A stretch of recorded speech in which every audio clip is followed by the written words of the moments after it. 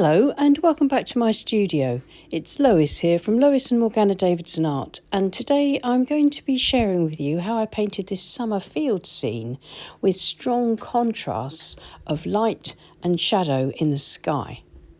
This is the photograph that I was inspired by from Pixabay. I shall leave a link in the description below, and I've used it as a guide and created my own interpretation of it rather than trying to create a slavish copy. Before we get into the demo though, a quick promo for my book, Landscapes in Watercolour, Techniques and Tutorials for the Complete Beginner. There's lots of information here that I hope you'll find really helpful, and 10 step-by-step projects, 5 pure watercolour and 5 ink and watercolour. If you're interested, you can check out the links in the description below. So I'm starting off by roughly sketching out the main parts of my scene, very much simplified. And I'm using Milford cold press watercolour paper. It's taped to my board, and my board's at an angle of about 20 to 30 degrees. My paper is not pre-stretched. It'll buckle a bit as I paint, but then as it dries, it should flatten. So just making sure I've got my main elements in, my horizon line, my path, paying attention to perspective, and just positioning the two main trees. I'm going to use the wet in wet method to paint the painting first and get most of it done. So I'm wetting the sky and then the land all over with clean water using my large wash brush, which is a Princeton Aqua Elite 1.5 inch modeler brush, but any wash brush that you're happy using will do. I'm following the lines of perspective as I wet the land. This will help me to get in that illusion of fields and a path. This is cerulean blue. I'm putting this in first. This is the lighter part of my sky. And this is Winsor & Newton Payne's grey. It's a lovely blue grey, really dark and rich, artist quality paint. And I'm putting this across the top for my heavy clouds and encouraging it to softly diffuse wet in wet with the cerulean blue.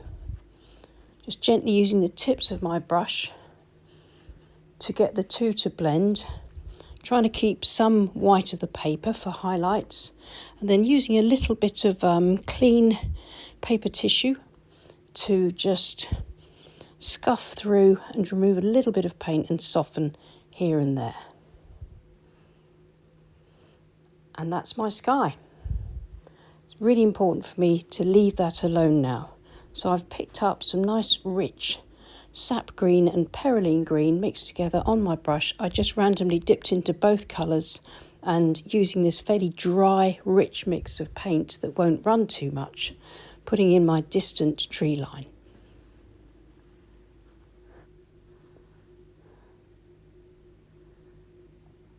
And then using a clean, damp, flat brush to clean up underneath the tree line, just soften it back a bit.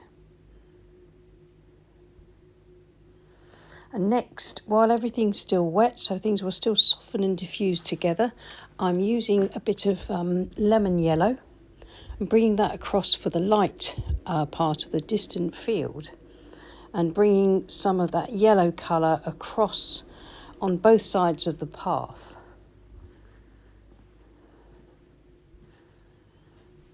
This is sap green, and this will create the green part of my crop in the field. I've now picked up some burnt sienna on my brush, and I'm using vertical brush strokes to begin to create the illusion of the directionality of the crop in the field in the foreground.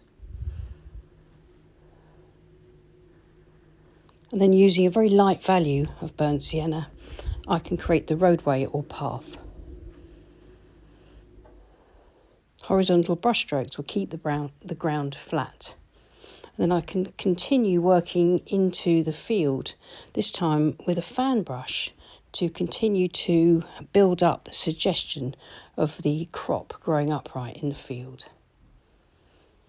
Working into some of that nice rich paint with my palette knife, scraping away a few little marks, scraping the paint away, so I'm beginning to build up texture and value and the directionality of the way the crop is growing. Back to the fan brush.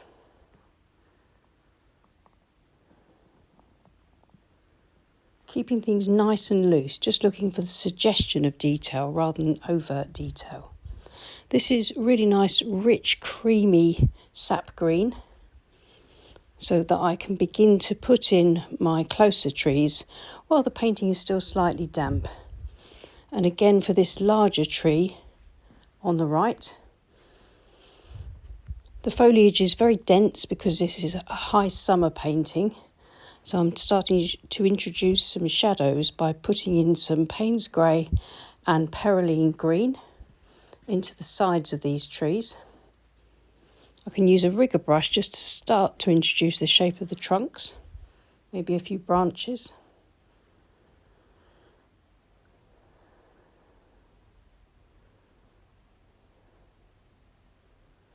And then the palette knife, because I always like to drag a few branches and trunks, those sorts of shapes, through the rich paint like this. I can cover them over later if I've got too many there, but I like to just lighten up a few areas so that I can use them later and maybe follow the tracks of those lines to paint in some darker branches. And now some richer, stronger marks in the foreground, just to create the illusion of the crop with burnt sienna and raw umber.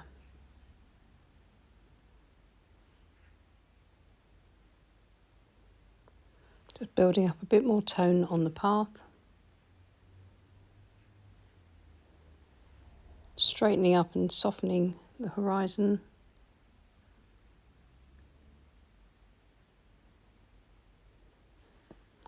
And I can lay my board flat now because I don't need the paint to run anymore. I just want things to begin to dry as it is. But just before I leave everything to dry, I'm just going to add a few sort of finishing touches to the field. First of all, a few more darker marks with the fan brush.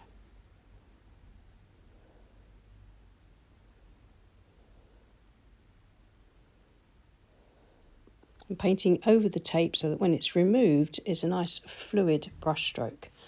This is fine ground table salt. I'm going to sprinkle a very small amount into the foreground, in and around the marks that I've created with the fan brush and with the palette knife.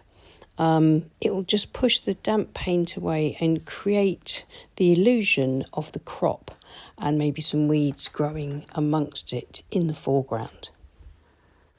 And I'm using a really dark, fairly dry mix of Payne's grey and Perylene green and my rigger brush, and darkening up these trees. They look like oak trees, and so they almost come down and touch the field, and the trunks look like they're covered in ivy. So I'm darkening up, deepening the shadows below the foliage.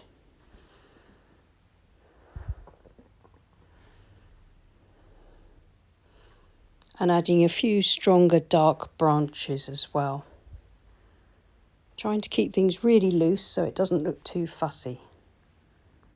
And just before I leave it to dry, a few more darker marks in the foreground between some of the marks that I've already got there using the rigger brush.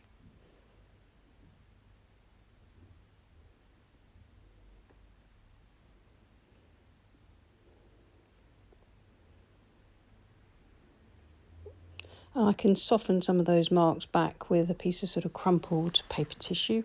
Just gently dab that. Now I need to leave it to dry completely. So here's the dry painting. I've raised it back up to about 20 degrees, which is my preferred angle for painting. And just a few details to address, not too much, it's almost done.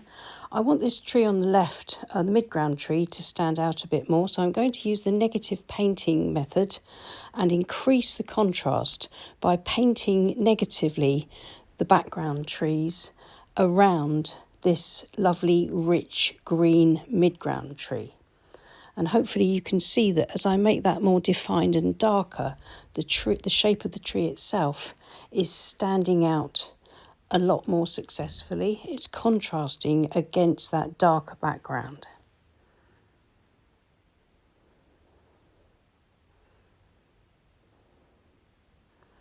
I can just sort of soften back anything too harsh or hard with my finger. I'm using a clean dry brush just to brush away any salt crystals that might still have remained and not dissolved in the water.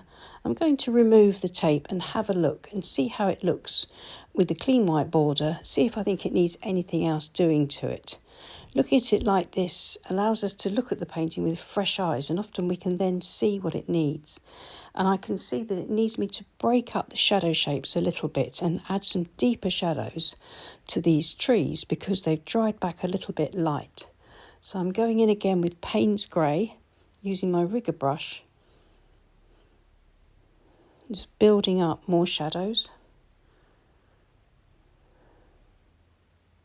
Working around the paint that's already there, leaving some of that showing through.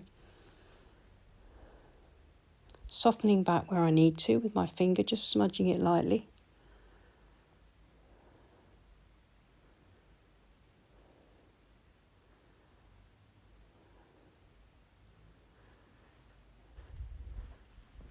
I keep stopping and stepping back and having a look, sort of squinting my eyes at it slightly just to see how it's coming along and how much contrast these darker additions of paint are giving me. And then just using the rigger brush just to break up the edge in a few places of the canopy, just to soften it back with a few little dots and dashes, maybe strengthen the odd branch here, the odd branch there.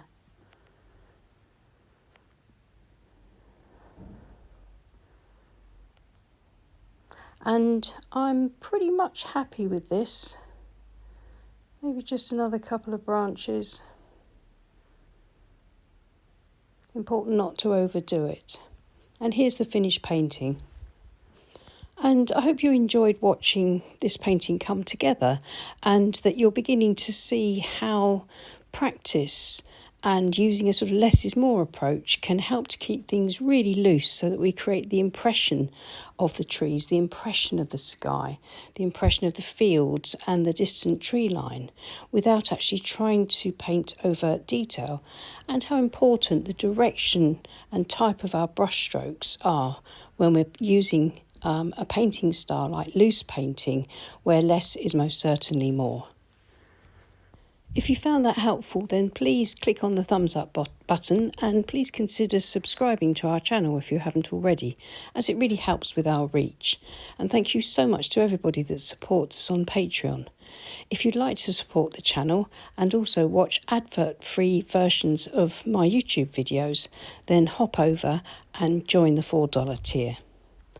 Many thanks again for watching. I'll see you again soon.